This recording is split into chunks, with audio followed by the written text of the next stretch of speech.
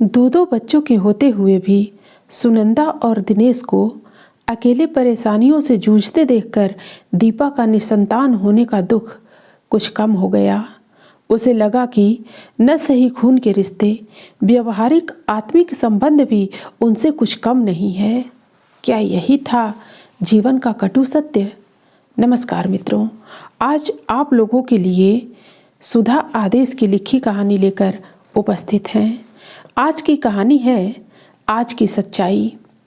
मित्रों, कहानी में आगे बढ़ने से पहले आप हमारे चैनल को अवश्य सब्सक्राइब कर लेना, वीडियो को लाइक और अपने मित्रों से शेयर करना, एक छोटा सा कमेंट्स लिखकर हमारा उत्साह वर्धन तो जरूर करना मित्रों।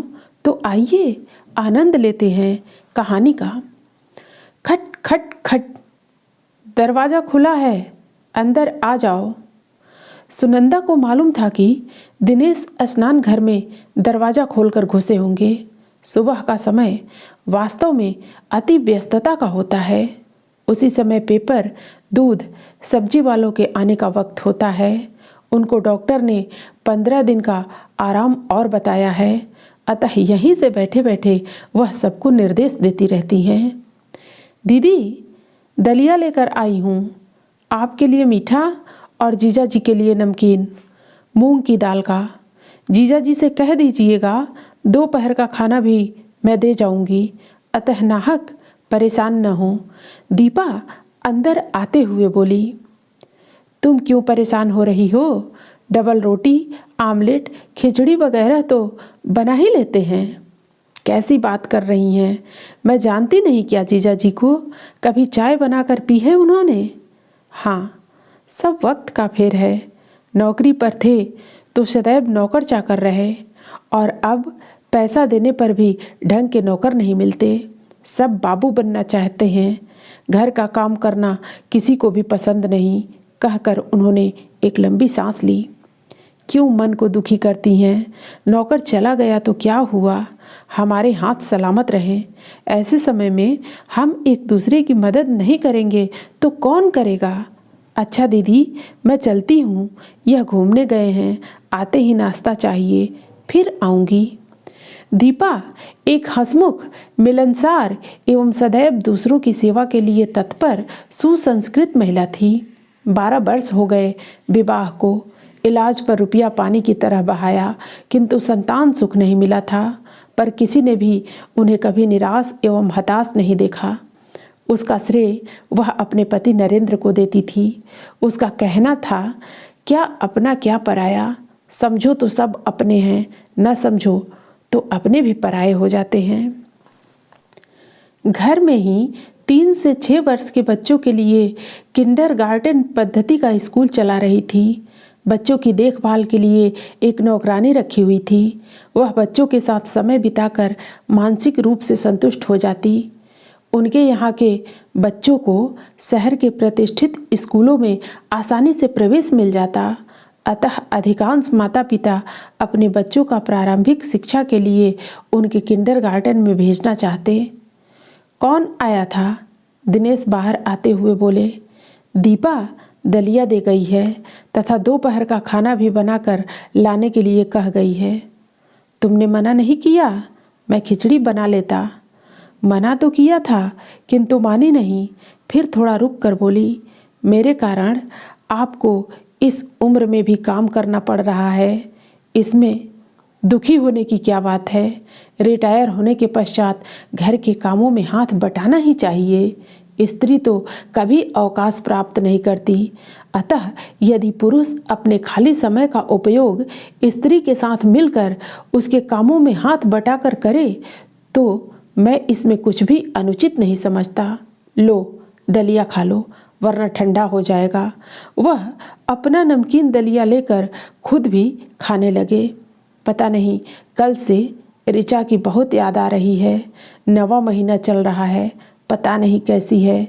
इधर 2 दिन से फ़ोन भी नहीं आया, वरना जब से बीमार पड़ी हूँ रोज़ ही फ़ोन करके हाल चाल पूछ लेती है।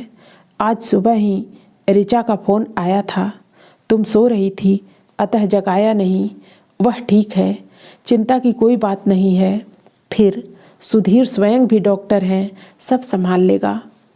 मुझे जगा दिया होता, बीमार क्या पड़ी हूँ, हमेशा सोती ही रहती हूँ। उसकी आवाज़ सुनकर ही मन को शांति मिल जाती। पूरे 5 वर्ष हो गए उसे देखे हुए। बैंक से पैसे निकलवाने हैं, डॉक्टर से तुम्हारी दवाएं लिखवानी हैं, अतः जा रहा हूँ। जल्दी लौटने का प्रयास करूँगा। दवा बगल में मेज पर रखी है, 1 घंटे पश्चात खा लेना। रिमोट तुम्हारे पास ही है, टीवी देखना हो तो चला लेना। उन्होंने स्विच ऑन कर दिया और बोले, ताला बंद करके चाबी दीपा को दे जाऊंगा।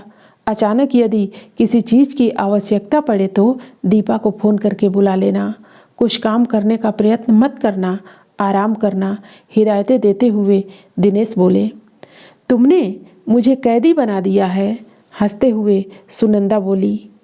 क्या करूं, पिछले कुछ दिनों की घटनाओं ने मन को हिला दिया है। घर में अकेली स्त्री या वृद्ध लोगों को देखकर असामाजिक तत्व अंदर घुसकर चोरी करने का प्रयास करते हैं। विरोध करने पर मारपीट भी करने से नहीं हिचकते।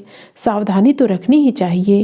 वैसे ताला इसलिए बंद करके जा रहा हूँ जिससे सेल्समैन इत्यादि नाहक आकर तंग न करे। 2-2.5 घंटा लग ही जाएंगे, तुम चिंता मत करना। दिनेश तो मशवरा देकर चले गए। टीवी देखना सुनंदा को प्रारंभ से ही अच्छा नहीं लगता था। अवकाश के क्षणों में किताबें उनकी सच्ची साथी होती, मानसिक तृप्ति का एहसास कराती। अंग्रेजी भाषा में एमए करने के पश्चात भी अंग्रेजी साहित्य में उनकी कभी रुचि नहीं रही, क्योंकि उनमें अपने देश की माटी की सुगंध नहीं थी।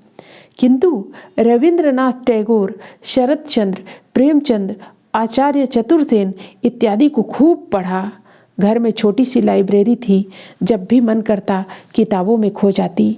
किंतु इधर कुछ दिनों से किताबों में भी मन नहीं लग रहा था। बेटी ऋचा का पहला प्रसव था, अतः सदैव मन आशंकित रहता था।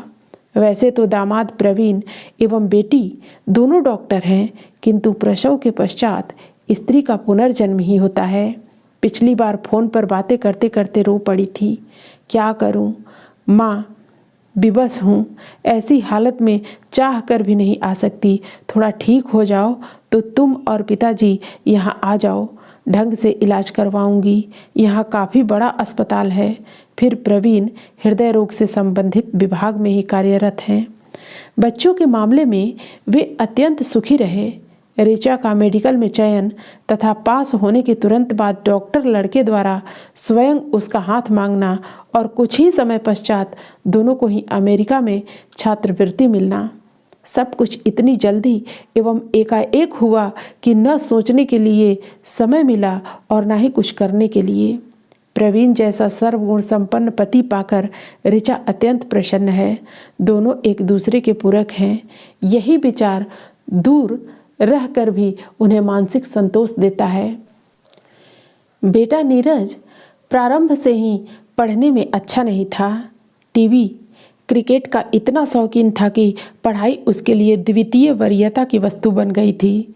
किंतु ऋचा के मेडिकल में चयन के पश्चात आए परिवर्तन का ही परिणाम था कि वह आईएएस की परीक्षा में सफल हुआ और अब पुलिस अधीक्षक के पद को सुशोभित कर रहा है। दिनेश स्वयं प्रशासनिक सेवा में थे, अतः चाहते भी थे कि उनका एकमात्र पुत्र उसी क्षेत्र में जाए, और उसने अपने पिता के स्वप्नों को साकार कर दिया था। दिनेश को अपने दोनों बच्चों पर बहुत गर्व था।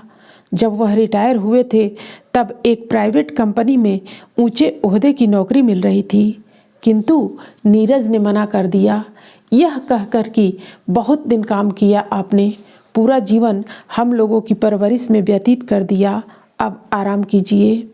दिनेश भी अब स्वतंत्र जीवन बिताना चाहते थे। लिखने का अत्यंत शौक था। जब भी व्यस्ततम क्षणों से मुक्ति मिलती, डायरी के पन्ने रंगने लगते।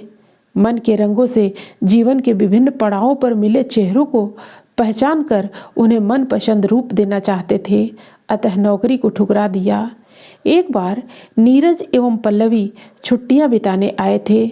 जाते समय नीरज कहने लगा, पहले आप नौकरी में थे तो कहते थे कि छुट्टी नहीं है, अब हमारे साथ चलिए, हमें भी सेवा करने का मौका दीजिए। और जिद करके उन्हें साथ ले गए। वे भी उसके आग्रह को ठुकरा नहीं पाए और परिवर्तन की चाह लिए उसके साथ चले गए थे। नीरज का काम ही ऐसा था, सुबह का गया शाम को आता था, कभी कभी रात को भी जाना पड़ता था। पल्लवी को भी सामाजिक गतिविधियों के कारण अक्सर बाहर जाना पड़ता था। यद्यपि उनके कारण अति आवश्यक काम होने पर ही जाती थी, किंतु उनके आग्रह करने पर कि हमारे कारण अपने दैनिक कार्यों में क्यों व्यवधान डालती हो, निसंकोच जाने लगी थी। नन्हा अमोल दादाजी अम्मा जी कहता हुआ उनसे चिपटा रहता। कभी वह दिनेश की नाक पकड़ता, कभी बाल और कभी उनकी पीठ पर चढ़कर घोड़ा बनने के लिए विवश कर देता। दिनेश में आए परिवर्तन को देखकर सुनंदा आश्चर्यचकित रह जाती। विश्वास ही नहीं होता था कि यह वही दिनेश हैं जिन्होंने अपने बच्चों को कभी गोद में भी नहीं उठाया था। एक बार सुनंदा बीमार पड़ गई थी। नौकर छुट्टी पर गया हुआ था। उस समय नीरज मात्र 2 वर्ष का था। दिनेश डॉक्टर से बोले, कोई ऐसी दवा दीजिए जिससे यह तुरंत ठीक हो जाए। डॉक्टर के कारण पूछने पर बोले, यार और सब ठीक है, किंतु इस शैतान को नहीं संभाला जाता। लेकिन दिन में 8 घंटे अमोल के साथ व्यतीत करते, फिर भी मन नहीं भरता था। नीरज ऑफिस से आते ही सीधा उनके कमरे में आता और वहीं बैठे बैठे बातों बातों में शाम से रात हो जाती। चाय नाश्ता भी वहीं आ जाता। खाना खाने के लिए अवश्य भोजन कक्ष में जाना पड़ता था। जिस दिन किसी कार्यवश वह ऑफिस से जल्दी न आ पाता, देरी से आने के लिए क्षमा मांगता। पल्लवी भी उनका ज़रूरत से ज़्यादा ध्यान रखती थी, किंतु फिर भी दोनों का खाली बैठे बैठे मन नहीं लगता था। अपना घर याद आता, किंतु बच्चे का प्यार पैरों में बेड़ियां पहना देता था। अकेलेपन को दूर करने के लिए रोज शाम घूमने निकल जाते। अमोल भी साथ चलता और कभी चॉकलेट तो कभी आइसक्रीम की फरमाइश कर बैठता। पल्लवी ने 1-2 बार दबे स्वर में मना भी किया था कि रोज़ रोज़ उसकी फरमाइश को पूरा करना उचित नहीं, लेकिन दादी दादा के लिए बच्चे की फरमाइश को टालना संभव नहीं था। एक दिन अमोल चॉकलेट लेकर आया। उस समय पल्लवी की सहेली आई हुई थी। माँ को दिखाकर वह वहीं बैठे बैठे खाने लगा तथा गंदे हाथ वेलवेट के कीमती सोफे से पोंछ दिए। सहेली के जाते ही पल्लवी ने अमोल को मारना एवं डांटना प्रारंभ कर दिया। चॉकलेट से सारा सोफा गंदा कर दिया। बेटी, सोफे पर लगे दाग तो साफ हो जाएंगे, किंतु बच्चों के कोमल मन पर लगे जख्मों को मिटाना असंभव होगा। फूल की तरह नाजुक बच्चों को मारने से वे असमय ही कुम्हला जाते हैं। पिताजी, आप बीच में मत बोलिए, आपके लाड़ प्यार में ही बिगड़ा जा रहा है, पल्लवी आवेश में बोल उठी। दिनेश कुछ कहने ही जा रहे थे कि सुनंदा ने इशारे से रोक दिया। इसके पहले पल्लवी कभी इतनी जोर से उनके सामने नहीं बोली थी। उन्हें लगने लगा था दूर से प्रेम के संबंध मजबूत बने रहते हैं, पास रहने पर कभी न कभी टकराव की स्थिति अनचाहे अनजाने आ ही जाती है, जो मन में दरार पैदा करके संबंधों को कमजोर बना सकती है। अतः उसी समय निर्णय ले लिया था, रहेंगे तो अलग ही, भले ही बीच बीच में आकर बच्चों से मिलते रहेंगे। उन्होंने दूसरे दिन लौटने का निर्णय सुनाया तो नीरज हक्का बक्का रह गया। यह क्या, अभी तो आपको आए 1 महीना भी नहीं हुआ, हमारा मन भी नहीं भरा और आपने जाने का निर्णय ले लिया। क्या हमसे कोई भूल हो गई है? नहीं बेटा, भूल तो तुमसे हो ही नहीं सकती, हमारा ही मन नहीं लग रहा है। इतने दिन घर छोड़कर कभी रहे नहीं, पेड़ पौधे भी सूख रहे होंगे, कुछ व्यक्तिगत काम भी रुके पड़े हैं, कुछ समय पश्चात फिर आ जाएंगे। अम्मा जी, मुझसे कोई भूल हो गई हो तो क्षमा कीजिए। चलते समय पल्लवी ने पैर छूते हुए कहा था, शायद मन ही मन शर्मिंदा थी। नहीं बेटी, गलती कैसी, तुम तो बच्चे हो हमारे, बच्चों की गलतियों पर माँ बाप कभी ध्यान नहीं देते। सुनंदा ने नम हो आई आंखों को आंचल से पोंछते हुए कहा था। नन्हा अमोल आते समय खूब रोया था। बाबा अम्मा मत जाओ, फिर कभी जिद नहीं करूँगा, चॉकलेट नहीं मांगूंगा। उसका मासूम रुदन पैरों में बेड़ियां डालने लगा था, किंतु सोचा बच्चा है, कुछ समय पश्चात सब भूल जाएगा। 4-5 वर्ष कैसे बीत गए पता ही नहीं चला। प्रत्येक होली दिवाली पर नीरज और पल्लवी आते, अमोल उनके आंचल की छांव में आकर ऐसे छिप जाता जैसे मासूम मृगछौना। ढेर सारी बातें करता, स्कूल की, घर की, मित्रों की। दादाजी के साथ बैठा घंटों वीडियो गेम खेलता रहता था। दादी से ज़्यादा उसे अपने दादाजी से लगाव था, क्योंकि वह तो शैतानी करते देख उसे डांट भी देती थी, किंतु उन्होंने तो कभी अपनी संतानों को नहीं डांटा, तो उसे क्या डांटते। नीरज पल्लवी को सभी पड़ोसी अपने घर आने का न्योता देते तथा न आने पर बुरा भी मान लेते थे।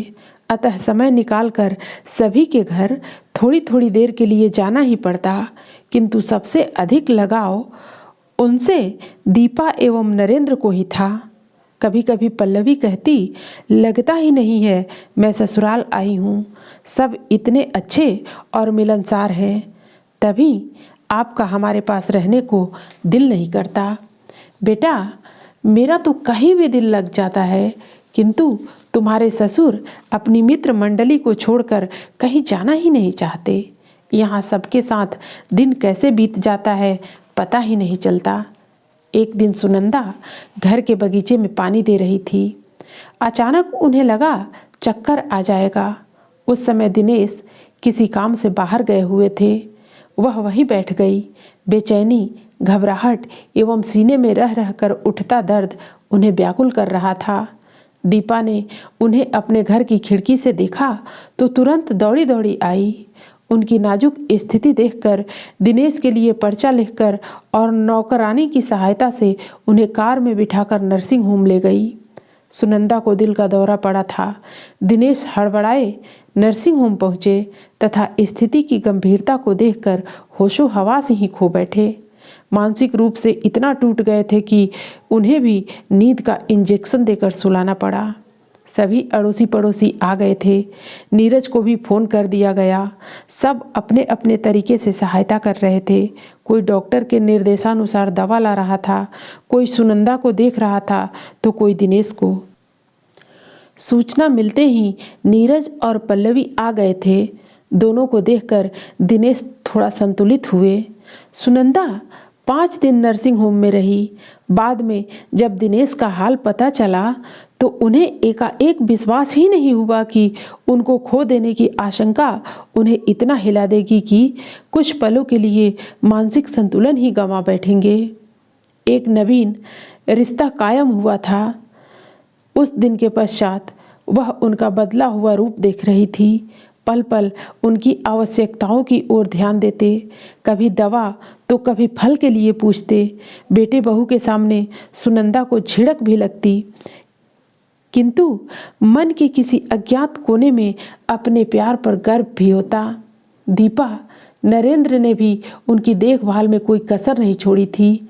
खाना बनाने वाली नौकरानी भी उन्होंने ही ढूंढ कर दी थी। नीरज तो 4-5 दिन रहकर चला गया। पल्लवी को भी अमोल की वार्षिक परीक्षा के कारण जाना पड़ा था।